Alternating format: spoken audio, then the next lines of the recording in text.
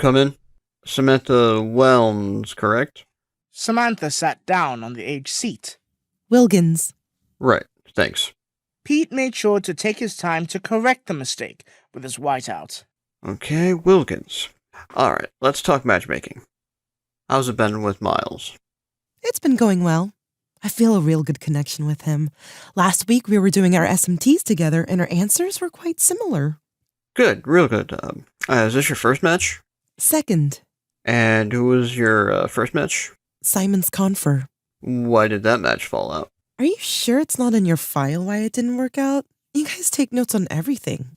Well, I like to hear it from the source. Us matchmakers can sometimes be a little, light on details. Well, Simon's, he was a good man. I remember he was always very hardworking. Always remembered my family's birthdays and even my friend's birthday. I always felt heard with him, but he was a very angry man. Has he ever hit you? I don't see that on the file. No, he'd never do anything like that. It was more of his anger at the outside world.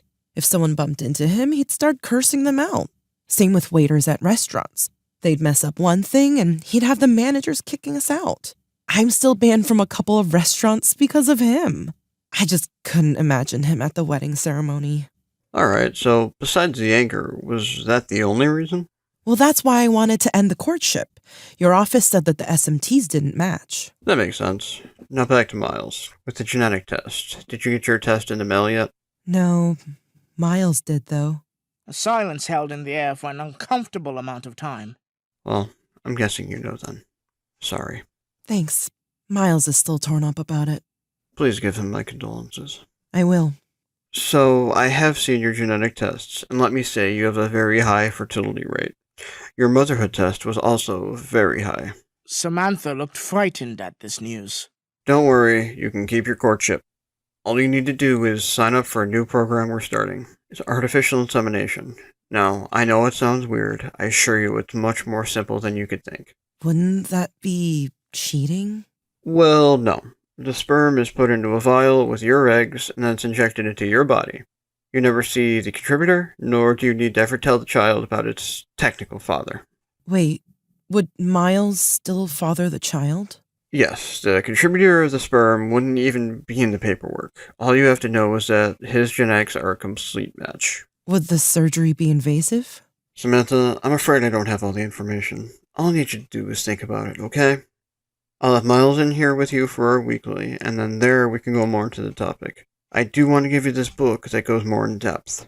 I took the time to add some other women's contact information who have also agreed to the program. You'd be shocked to know how many high-tier women loved it. Pete, do you feel like Miles would agree? I couldn't tell you. It's certainly a crush dream for him. Most men, I would imagine. I think you should talk to him. Really read the book. Let him see why this is a good idea. And I'm not supposed to tell you this, but they're willing to move him to Sector 3 if he chooses to. Oh, is that confirmed for sure? Yes, it's going to be hand-signed by the governor. We're serious about getting this program off the ground. How many couples are going to sign up? I can't tell you the true number, but it's high. Wow. Thanks. I'm proud of being able to help couples like yourself. Now, if you'll let me go, I should have someone else coming in soon. Have a good day, Samantha. You too, Pete.